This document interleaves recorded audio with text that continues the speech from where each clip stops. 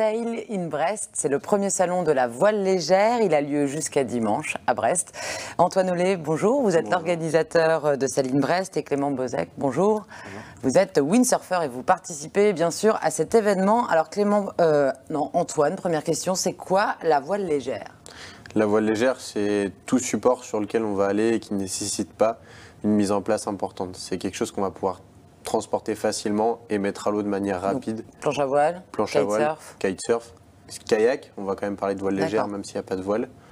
Paddle, laser, on va rester dans la voile légère. Okay. Voilà, donc tous ces petits supports-là. C'est facile à mettre à l'eau rapidement. Pourquoi la rade est un terrain de jeu apprécié des windsurfers et des kitesurfers, Clément?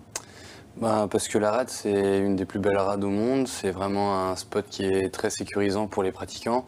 Et le plan d'eau, par vent de sud-ouest ou nord-est, nous offre les pleines conditions pour s'éclater tous ensemble. Donc les débutants comme les professionnels, en fait, il y en a pour tous les goûts.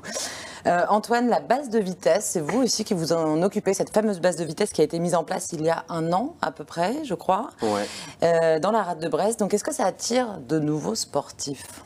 Ouais, alors la base de vitesse, elle attire de nouveaux sportifs. On essaye sans cesse de la dynamiser et c'est pour ça que là, on lance un premier salon de la voile légère sur Brest.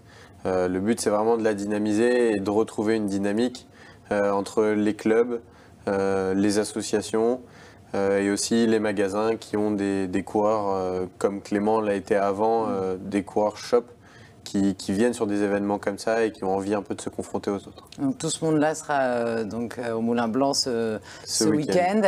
Et c'est aussi par la même occasion l'ouverture pour la saison de la base de vitesse de Brest. Alors cette base de vitesse, elle commence, c'est une ligne droite? Ouais, alors la base de vitesse, on change de parcours par rapport à l'année dernière. Donc là, on passe sur une ligne droite, c'est plus facile à mettre en place. Et pour tous les concurrents, je pense que Clément vous le dira, c'est plus facile parce que le vent, il vient jamais de la même direction.